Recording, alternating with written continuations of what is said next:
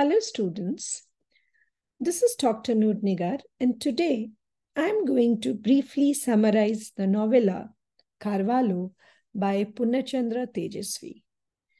Purnachandra Tejasvi is the narrator of this novella. The novella opens with the narrator going to Mudikere Beekeepers Cooperative Society to buy honey for his father.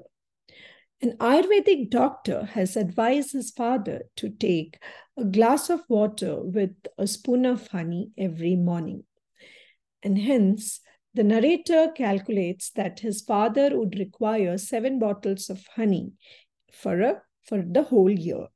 He carries 70 rupees with him, as the cost of each bottle of honey was rupees 10. When he goes to the cooperative society, he meets Mandana and Lakshmana. The narrator is advised to buy potted honey instead of bottled honey. However, when the narrator says that he wants to buy honey worth 70 rupees at this point of time, he was advised by Mandana to buy a tin of honey for 78.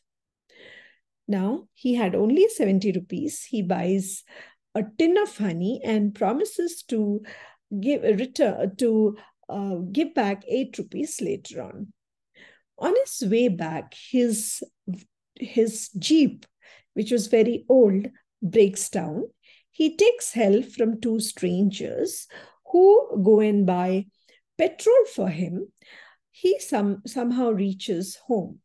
And after returning home, he examines the honey, which looks white in color and looks like coconut oil. Now, he is very disappointed about the color of the honey, and which looks like coconut oil. Now, what happens? Next day, he goes to the cooperative society to clarify his doubt. He is very happy. The next day he's quite happy to learn that the honey is from Gutti area, which is one of the best quality honey. Later, the narrator meets Carvalho, who is an officer at the Paddy Research Center. He was a great botanist and an entomologist of great renown. And most importantly, he was the guru of Mandana. Now what happens? The narrator had a strange problem. His crop were infested by some invisible insects, and Carvalho gives him advice to drain all the water from the field.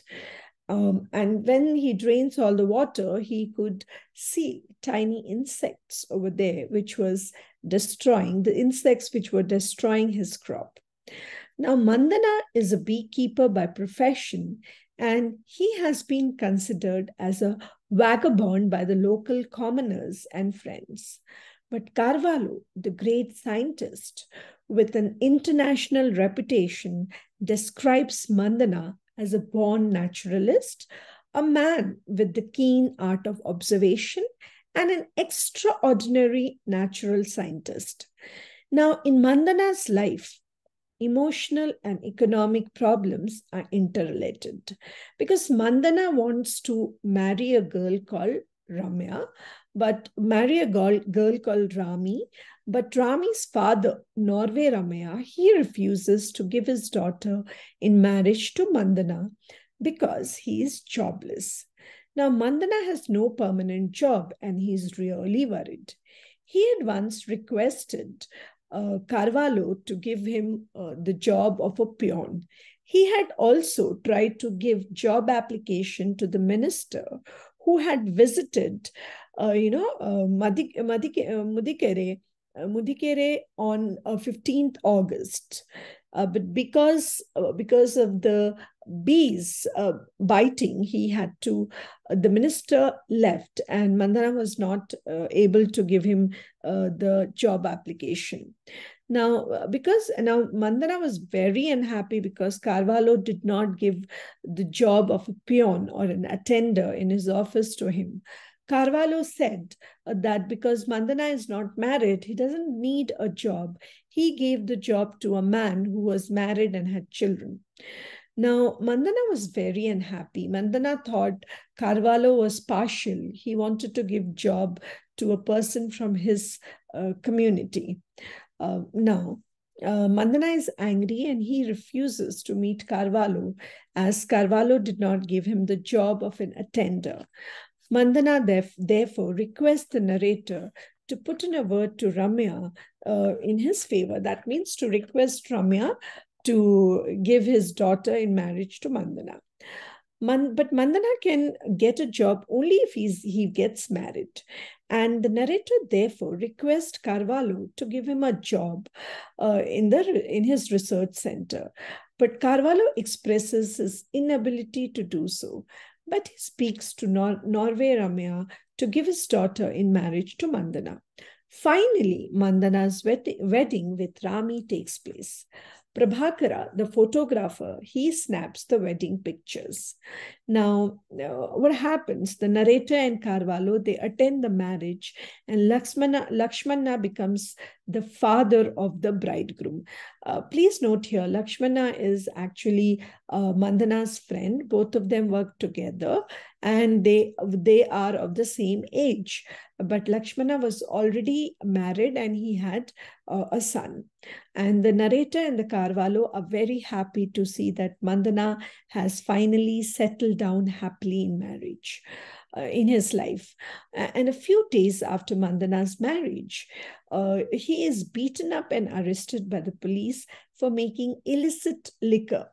At Mudigere, the narrator sees Mandana's plight at the police station because the prison where Mandana was kept was stinking of urine, and Mandana was sitting very sadly in that cell. On humanitarian grounds, the narrator bails Mandana out by standing surety to him. Finally, Mandana is released from the police custody. A few days later, the narrator receives a court summons about Mandana. He feels really angry and irritated, and he curses himself for standing surety for Mandana. He explains his difficulty to Lakshmana and Carvalho. Carvalho appoints a criminal lawyer to fight the case of Mandana. As directed by Carvalho, the narrator meets the criminal lawyer Gonzalez and explains the case of Mandana. What Mandana here has done is, he has confessed his crime. He has confessed, that the police actually has seized half a pot of honey, and the honey smelled a little different, and the police thought that is what he was using as a base to make liquor, and arrested Mandana. Now, what happens, the lawyer Gonzalez, he argues that the bottle of honey cost ₹10 and one bottle of liquor cost only 60 paise. So no sensible man will ever use 10 rupees to make 60 paise, and hence he wins the case in favor of Mandana. Now, the narrator knows Mandana as an ordinary servant, but Carvalho understands Mandana in a completely new light. He needs Mandana's service in the adventurous discovery of the mysterious dream world. The story revolves around the mystical search for this extinct species, that is the flying lizard, because Mandana in the forest has sighted this flying lizard, which is now extinct. As Carvalho tries to perceive and record a new evolutionary order in nature, one day Carvalho reveals that the endangered flying lizard Mandana had seen, capable of gliding from tree to tree, found in the Western Ghats. Carvalho is interested in finding the lizard. Previously thought to have been